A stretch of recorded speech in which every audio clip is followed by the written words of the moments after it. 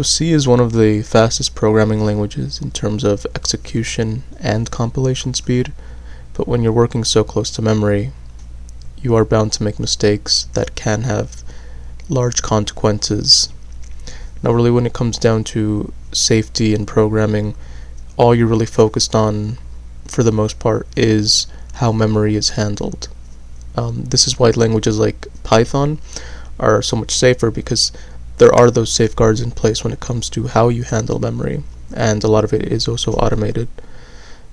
This does lead to slower execution times for your programs, but that is kind of a small price to pay when it comes to how much safer your programs are. Now in this video I'll be going over some common C exploits when it comes to memory, and why with modern languages like Python those same exploits don't really work. Now the most obvious one is buffer overflows. So with C, you can see here, we create a buffer that is 8 bytes long, and this string is 21 bytes long. With a function like string copy, you're not really doing any checks to see whether you're going out of bounds or writing too much to the buffer. Because of this, let me get the pencil.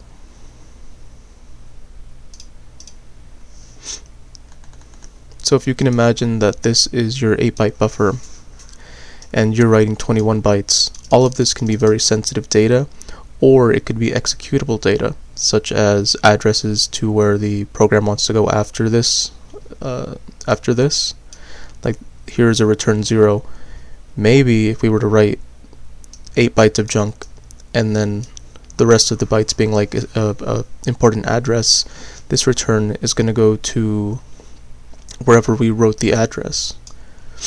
Now with something like Python, the arrays are mutable.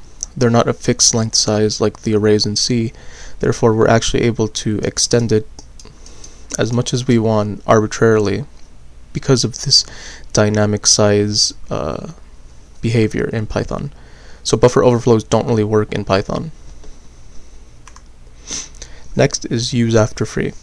Now use after free is kind of like, say you create a pointer to 2 bytes in memory and you're referencing some data, and then you deallocate those 2 bytes. So just imagine that this would go away, and then you create a pointer to where these 2 bytes used to point with the original pointer. But because you got rid of the old pointer, there's still a pointer to this space in data, and you really don't know what's going to be there. There could be sensitive data, either it could be important addresses. The idea is that although you got rid of the first pointer, because you created that second pointer that still points to these 2 specific bytes, you have access to that location in data, which can be used in a malicious way. So that's kind of what happens here. We create a pointer to 6 bytes in memory, then we just make sure that it's valid, and we copy some data to that location in memory. So here we free the pointer, but we're still able to access it, what's at this location in memory, even though we got rid of the original pointer. Now here we just use 1 pointer, but the same concept applies if you were going to use 2 pointers, like you make them point to the same address.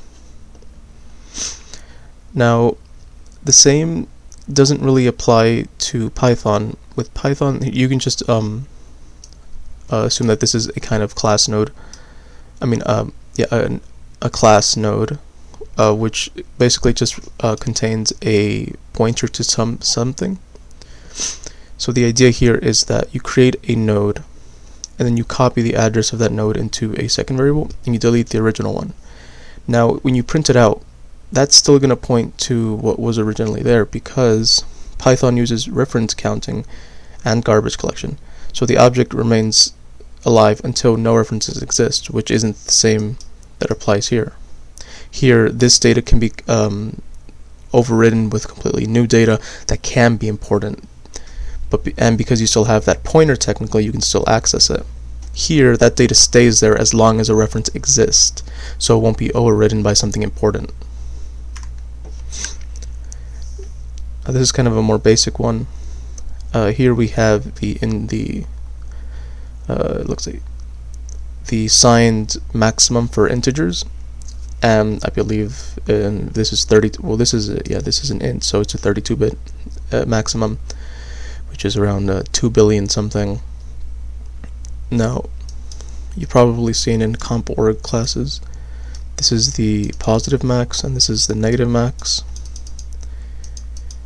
Now, assuming that x is here, if we do a +1, we're going to go all the way back to the negative max because we're basically doing an overflow, which sends us back to the beginning.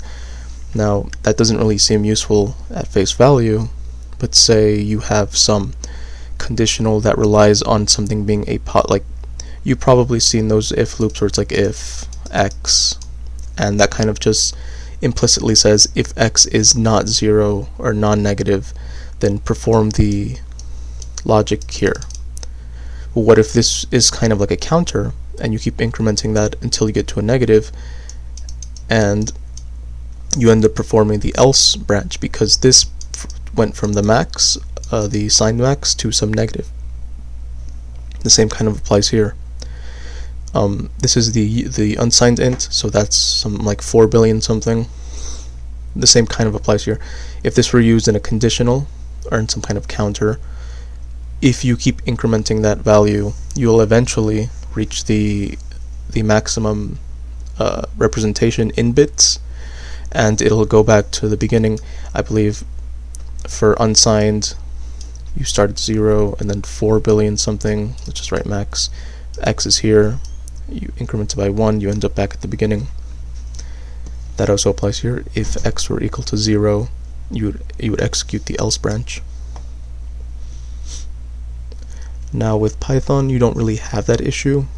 Here, we calculate the 64-bit max and stored in x. And now, okay, so let's draw it out. Now you notice that here we had to manually calculate it because in Python, integers are actually arbitrary, meaning you can essentially go as far as you want. Like, okay, let's just say that this is max and x is here. Well, you can do max +1, max +2, you can go as far as you want. Essentially, you're able to make your numbers arbitrarily large as long as there is memory to store them. So, if you had like 64 gigabytes of RAM, you could make insanely large numbers. So because of that, integer overflows aren't really an issue in Python. Now, here's another one. Now, format string stakes are essentially where you try to access some location in memory without explicitly giving format string specifiers. So, generally, when you do something like print f, you will probably see something where we do like quotes and then the %x, a comma, and then some variable. Now that is linked to this. So when we go in memory, we're looking for an integer. I'm sorry, not an x, a d for an integer. We're looking for some integer to print, for some value in memory to print as an integer, which is why we use a %d. Now, an issue can arise when the variable that we're printing out, say here x, contains these format codes, specifically the %x, which gives us a hexadecimal representation of what's on the stack. So essentially what this is doing is, think of your stack in memory as kind of like a black box. You don't know what's in it because you're the programmer, you're limited to this. Or if you're even a vulnerability researcher, you're limited to just what the terminal says.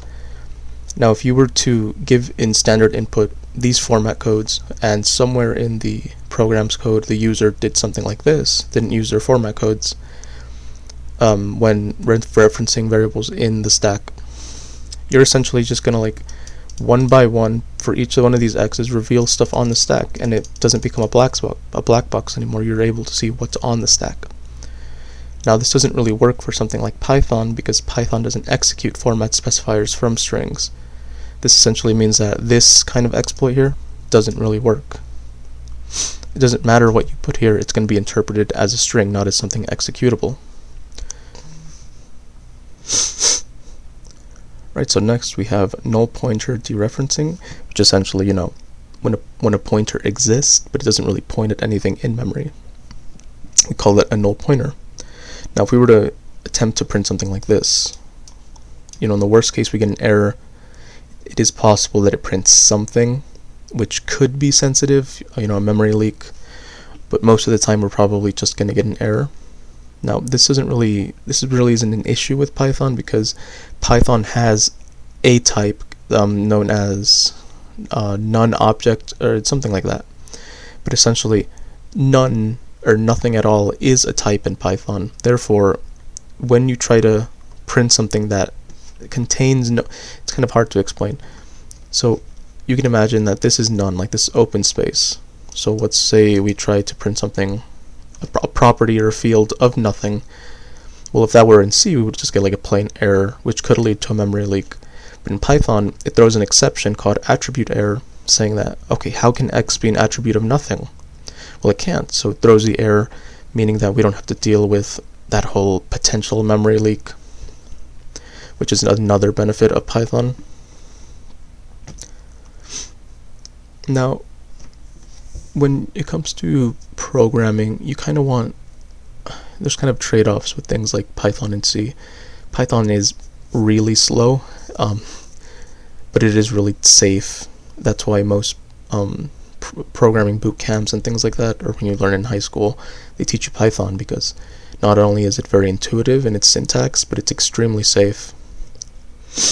And because of this safeness, it is inherently very slow, because it has to do all of these memory checks and garbage collection and all this automated work.